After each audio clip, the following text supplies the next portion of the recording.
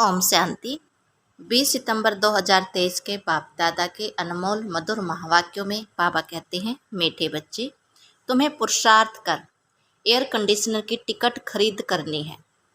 Air conditioner ticket लेना अर्थात माया की गर्म हवा अथवा वार से सेफ रहना। प्रश्न दिया बाबा ने, तुम बच्चों को महाविनाश का दुख होगा या नहीं, इसका पाप किस पर चढ़ता है? उत्तर में कहते हैं बाबा, तुम्हें इस महाविनाश को दुखी हो नहीं सकते, क्योंकि तुम तो फरिश्ता बनते हो। तुमको नॉलेज है कि अभी सभी आत्माओं को मच्छरों सदृश वापस घर जाना है। तुम्हें किसी की मौत पर दुखी नहीं होना है, क्योंकि तुम साक्षी होकर देखते हो। तुम जानते हो आत्मा तो सदा अमर है। इस विनाश का पाप किसी पर भी नहीं लगता है। यह तो जैसे लड़ाई का यज्ञ रचा हुआ है। सभी लड़कर मरकर घर वापस जाएंगे। यह भी ड्रामा की भावी है। गीत दिया बाबा ने, महफिल में जब उठी समा हम परवानों की। ओम शांति। बच्चों ने एक लाइन गीत की सुनी। यह महफिल है किसकी? ज्ञान सागर की, जिसको फिर मनुष्य इंद्र की महफिल कहते हैं, इंद्र सभा। बहुत मनुष्य समझते हैं इंद्र पानी की वर्षा बरसाते हैं। बच्चे समझते हैं यह ज्ञान सागर परम पिता परमात्मा की सभा है। इसमें परवाने बैठे हैं। जीते जी इनके बन जाना अर्थात इस दुनिया से मर जाने के लिए, क्योंकि जीव आत्माओं को यह पुरानी दुनिया पसंद नहीं है। इसमें सब एक दो से लड़ते रहते हैं। बाप कहते हैं, मैं सर्व स्थापन करता हूँ। तुम बच्चों में भी नंबरवार है। कोई पुरखराज परी, कोई नीलम परी, नाम तो बहुत है, यह भेंट की हुई है। कोई बच्चे अच्छे सेंसिबल बन औरों की सर्विस में लग जाते हैं। सर्विस पे भी तत्पर कौन होंगे? जो समा पर पूरा फिदा होंगे। यह बहुत बड़ी महफिल है। तुम जानते हो बाबा आत्माओं की महफिल में आया हुआ है, परंतु इनको जो अच्छी रीति जानते हैं वह इनके सम्मुख प्रैक्टिकल में है। इस समय कोर्टों में कोई ही जानते हैं। जो परवाने हैं वही जानेंगे। जो फिदा हो जाते हैं बाबा के बन जाते हैं। यह तो समझाया गया है। यह है जीते जी मरना। बाबा मैं आपका हूँ। पहले हम आपके पास अशरीरी रहते हैं, फिर यहाँ आकर शरीर लेते हैं। बच्चों को जो भी ज्ञान मिलता है यह और कोई दे नहीं सकता, क्योंकि बाप को नहीं जानते। तुम बच्चों को परमपिता परमात्मा आकर पढ़ाते हैं। गाया हुआ है, सभी वेद शास्त्र आदि गीता के पत्ते हैं। सब मनुष्य मात्र इस माड़वे के किसके पत्ते हैं? इस देवी देवता धर्म से ही सब निकले हैं। इसलिए तुम झाड़ के चित्र में दिखाने की सरों में पत्ते नहीं हैं, पत्ते बाद में ही पैदा होते हैं। तो उन्हों के ऊपर दिखाया हुआ है। फाउंडेशन देवी देवता धर्म का है। पहले थुर एक होता है, फिर उनसे टाल टहलियाँ निकलती हैं, फिर पत्ते। बच्चों की बुद्धि में है कि यह विराट मनुष्य सृष्टि के धर्मों का झाड़ है। आजकल की गवर्नमेंट धर्म को नहीं मानती है। कहते हैं हम सब आपस में रह सकते हैं, परंतु आपस में ठक ठक कितनी है। लड़ाई आपस में चलती ही रहती है, जैसे कि लड़ाई का यज्ञ रचा हुआ है। कहाँ न कहाँ लड़ते झगड़ते रहते हैं। यह भी ड्रामा में नोंद है। युक्ति ऐसी करते हैं कि आपस में लड़ मरे। आगे हिंदुस्तान पाकिस्तान अलग अलग थोड़े ही थे, सब इकट्ठे थे। गवर्नमेंट भी मजबूत थी। आपस में कोई लड़ नहीं सकते थे, क्योंकि ऊपर में बड़े बड़े नवाब होते हैं। जैसे अब सारी दुनिया के लिए UN आदि बड़ी बड़ी कमेटी है, परंतु इन सब के लिए धनी धोरी तो कोई है नहीं। दो टुकड़े हो गए हैं। दुख वृद्धि को पाता ही रहता है। एक दो को मारते ही रहते हैं। ड्रामा में देखो कैसा राज है। एक दो से लड़ेंगे तो बाप पर थोड़े ही पाप लगेगा। हम साक्षी हो देखते हैं। तुम जानते हो सब लड़कर ख़त्म ही हो जाने वाले हैं। कोई बड़ा आदमी मर जाता है तो 8-10 रोज उसके लिए थोड़ा बहुत कार्यक्रम चलता है, हॉलीडे आदि करते हैं। तुम्हारे लिए तो कुछ नहीं है। तुम तो फरिश्ते बन रहे हो, तुमको विनाश का भी दुख नहीं होता। अब तो मच्छरों सदृश मरेंगे, फिर कोई किसी को देखेंगे। यह राज तुम बच्चे ही जानते हो। नई दुनिया में रहने वाले तो बहुत फर्स्ट क्लास चाहिए। यहाँ कोई मरे तो तुमको थोड़े ही दुख होगा। तुम तो साक्षी हो, देखते हो। इसने जाकर दूसरा शरीर लिया अपना पार्ट बजाने के लिए। तुम्हारे में भी सब निश्चय बुद्धि नहीं है। गृहस्थ व्यवहार में रहते पाँव से चोटी तक अब खुशी का पारा चढ़ रहा है। फिर कोई का काम, कोई का जास्ती काम, कोई को फिर पाई का भी नहीं चढ़ता। जैसे आटे में नमक, उनको फीका ही कहेंगे। मालूम पड़ता है कि किन्हों को नारायणी नशा चढ़ता है। माता पिता की सर्विस करते हैं, ऐसे नहीं गृहस्थ व्यवहार में रह सर्विस नहीं कर सकते। वह तो और ही जास्ती सर्विस करेंगे, और ही जास्ती माँ बाप का नाम भी बाला करते हैं। गृहस्थ व्यवहार में रहकर कमल फूल समान अचल अडोल बनकर फिर औरों को भी बनाते हैं, तो उन्हों की महिमा जास्ती है। तुम तो शुरुआत में निकल पड़े, वह भी ड्रामा है। भट्टी बननी थी, उसमें से कोई भी कच्ची ईंट निकली, कोई पक्की भी नहीं। पक्की भी निकली। ICS के इम्तिहान में सब थोड़े ही पास होते हैं, क्योंकि गवर्नमेंट को बहुत पगार देना पड़ता है। यहाँ भी ऐसे है, बड़ी जायदाद देनी पड़ती है। मुख्य पास होते हैं, फिर 108 माला बनती है। पुरुषार्थ कर ऊंच पद पाना है। रिजीव कराया जाता है ना, first class air conditioner. Air conditioner में कभी गर्म हवा नहीं लगेगी। तुमको कोई भी इस दुनिया की गर्म हवा अर्थात माया का वार न लगे, इतना मजबूत होना चाहिए। 8 तो बिल्कुल फर्स्ट क्लास हैं, फिर 108। नाम भी है महारथी घोड़ेसवार प्यादे। हर एक समझ सकते हैं कि हमारे में कौन सी टिकट खरीद कर रहे हैं। हर एक को टिकट लेनी है। पुरुष को अपनी स्त्री को अपनी टिकट लेनी है।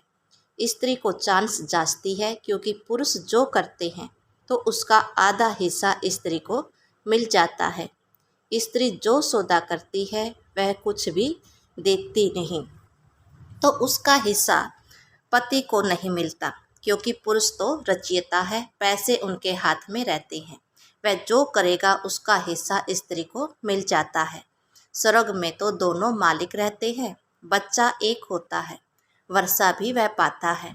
कन्या भी अपना हिस्सा कायदे अनुसार ले लेती है। कलब पहले जो कायदा चला है वही चलेगा। वहाँ की रस्म रिवाज का ख्याल नहीं करना चाहिए। बाबा ने बहुत तो साक्षात्कार करा दिए हैं। कैसे राजधानी ट्रांसफ़र होती है या ट्रांसफ़र होती है तो ब्राह्मण गुरुओं आदि को बुलाया जाता है। आगे की रस्म रिवाज बहुत अच्छी थी। जब वानप्रस्थ लेते थे तो बच्चों को बड़े प्रेम से गद्दी पर बिठाते थे कि अब तुम कारोबार संभालो। अभी तो बिल्कुल बूढ़े हो जाते हैं तो भी छोड़ते नहीं। आगे बच्चे मात्र स्नेही होते थे, अब तो मात्र द्रोही बन पड़े हैं। माँ को भी चोटी पकड़ बाहर निकाल देते हैं। इसको कहा जाता है धुंधकारी, मातृद्रोही। सतयुग में ऐसी बातें नहीं होती। तुमको तो बहुत खुशी होनी चाहिए। महफिल की महसूसता तुमको यहाँ आएगी। यह ज्ञान सागर तो जहाँ होगा वहाँ मेला होगा। नदियों का मेला होता है ना। तुम नदियाँ तो आपस में मिलती रहती हो। यह तो ज्ञान सागर और नदियों का मेला है। यह है जगत अम्बा सरस्वती, उनका नाम भी बाला है। माँ के पास भी कितने मिलने आते हैं, क्योंकि उनकी मुरली बहुत अच्छी थी। बच्चियाँ भी महसूस करती हैं कि मम्मा की मुरली अच्छी खींचती थी। यह है सागर और नदियों की महफिल। बहुत बच्चे आ जाते हैं, पहले सागर फिर नदियाँ, छोटी नदियाँ, बड़े कैनाल आदि आदि होते हैं ना। तुम हर एक समझा सकते हो कि हम छोटी नदी हैं या बड़ी नदी हैं। बड़ी बड़ी नदियों को बुलाते हैं कि आकर भाषण करो। तो जरूर वह तीखे हैं। मम्मा को कितना बुलाते थे, शिव बाबा का मिला हुआ खजाना आकर दो। तुम बच्चियां जाकर ज्ञान रत्नों का दान करती हो। ज्ञान का एक एक वर्ष लाखों रुपए का है। शास्त्रों में कोई ज्ञान के सर्वंस नहीं है। अगर होते तो भारत बहुत साहूकार होता। तुमको तो रत्न मिलते हैं जिन्हें तुम 21 जन्मों के लिए साहूकार बनते हो। अभी संगम युग पर तुम सबसे ऊंचे हो, फिर सतयुग त्रेता में तुम्हारी डिग्री कम हो जाती है। अब तुम ईश्वर दरबार में बैठे हो। तुम जानते हो 21 जन्मों का वर्षा देने वाला है। उनको ही सब याद करते हैं, दूसरे सब दुख देने वाले हैं। दुख देने वाली चीज को हमेशा भुला जाता है। हे बाबा, हमारे तो आप हो, दूसरा न कोई। परंतु श्री कृष्ण का नाम सुना है तो उनको ही याद करते हैं। तुम श्री कृष्ण की राजधानी में थे। बाप इस कंसपुरी को कृष्णपुरी बना देता है। आसुरीपुरी से फिर देवीपुरी बन जाएगी। फिर दिखाया है कि आसुरों और देवताओं की लड़ाई, देवताओं की जीत हुई, देवताएं रहते हैं स्वर्ग में। वास्तव में तुम्हारी लड़ाई है 5 विकारों से। अभी रामायण की बड़ी धुन लगेगी, क्योंकि दशहरा आता है। गवर्नमेंट भी मानती है, रामलीला करती है, परंतु जानते नहीं कि रावण क्या चीज़ है। कई बच्चे कहते हैं निष्ठा में बैठो। वास्तव में या तो चलते फिरते करना है, परंतु जो सारा दिन में याद नहीं करते उनको बिठाया जाता है कि यहाँ बैठने से कुछ न कुछ याद करें। बहुत हैं जो सेंटर्स में जब आते हैं तो याद में रहते हैं, घर गए तो खल्लास। याद करने की प्रैक्टिस नहीं है। बुद्धि और तरफ भटकती रहती है। बच्चों को समझाया गया है कि आत्मा स्टार है, जिसकी बिंदी भी कहते हैं। स्टार में तो ऐसे कौन होते हैं, बिंदी में नहीं होते हैं। स्टार इसलिए कहते हैं क्योंकि भेंट की जाती है। लक्की सितारा कहा जाता है। बिंदु रूप आत्मा में ज्ञान की चमक है। आत्मा बिंदी में सारा पारट है। बाप कहते हैं मुझ बिंदी में यह पारट है जो मैं भक्ति में बजाता आया हूँ। तुम बच्चों को सबसे जास्ती पारट है, क्योंकि तुम ऑलराउंडर चक्र लगाते हो। तो चक्रवर्ती राजा भी तुम बनेंगे। दुख हो चाहे सुख हो, तुम ही पाते हो। मेरा पाठ तुम्हारा जितना नहीं है। मैं वानप्रस्था में चला जाता हूँ, फिर भक्ति मार्ग में मेरी सर्विस शुरू होती है। याद भी करते हैं ड्रामा अनुसार। जिस जिस देवता की पूजा करते हैं साक्षात्कार भी मैं कराता हूँ। यह ड्रामा में मेरा पार्ट है। वह समझते हैं हमको इनसे साक्षात्कार होता है, इनसे भगवान है। समझते हैं गणेश से साक्षात्कार हुआ तो गणेश में भी परमात्मा है। इससे ही सर्वव्यापी का ज्ञान उठा लिया है। तुम सब बच्चे कहते हो हम सब बाबा को याद करते हैं, अर्थात सब में बाबा की याद है। इससे भी सर्वव्यापी समझ लेते हैं। बाप कहते हैं मेरी याद में भी सब नंबरवार पुरुषार्थ अनुसार रहते हैं। जितना जो याद करेंगे उतना विक्रम विनाश होंगे। बाकी आत्मा तो हर एक में अपनी अपनी व्यापक है। मैं कोई बच्चे में भी प्रवेश कर किसी का भी कल्याण कर सकता हूँ, परंतु उन्होंने फिर उल्टा अर्थ कर दिया है। यह भी ड्रामा में नोंद है।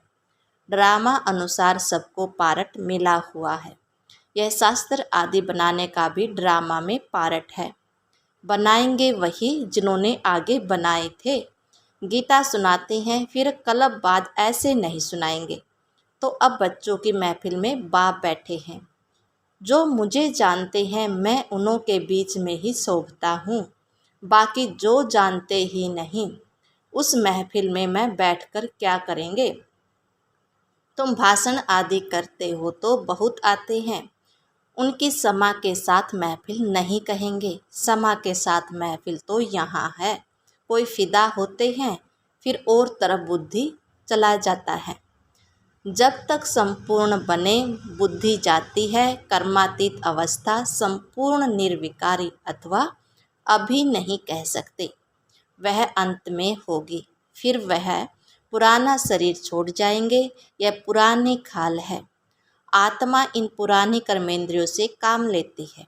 अच्छा, मीठे मीठे सिकलदे बच्चों प्रति माता पिता बाप दादा का याद प्यार और गुड मॉर्निंग। रूहानी बाप की रूहानी बच्चों को नमस्ते। हम रूहानी बच्चों के रूहानी बाप दादा को दिल व जान से, सिख व प्रेम से श्रद्धा भरी नमस्ते नमस्ते नमस्ते। जी बाबा, शुक्रिया बाबा।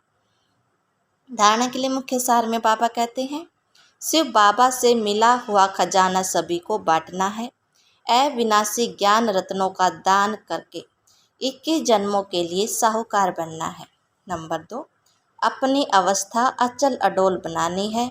गृहस्थ व्यवहार में रहते भी कमल फूल समान बन बाप का नाम बाला करना है। सर्विस में तत्पर रहना है। वरदान दिया बाबा ने, संगम युग के इस नए युग में हर सेकंड नवीनता का अनुभव करने वाले फास्ट पुरुषार्थी भव। संगम युग पर सब कुछ नया हो जाता है, इसीलिए इसे नया युग भी कहते हैं। या उठाना भी नया, बोलना भी नया, चलना भी नया, अर्थात अलौकिक। स्मृति में भी नवीनता आ गई, बातें भी नई, मिलना भी नया और देखना भी नया। देखेंगे तो आत्मा, आत्मा को देखेंगे, शरीर को नहीं। भाई भाई की दृष्टि से संपर्क में आएंगे, दैहिक संबंध से नहीं। ऐसे हर सेकंड अपने में नवीनता का अनुभव करना। जो एक सेकंड पहले अवस्था थी वह दूसरी सेकंड नहीं, उससे आगे हो, इसको ही फास्ट पुरुषार्थी कहा जाता है। स्लोगन दिया बाबा ने, परमात्म प्यार द्वारा जीवन में सदा अतीन्द्रिय सुख व आनंद की अनुभूति करना ही सहज योग है। ओम शांति।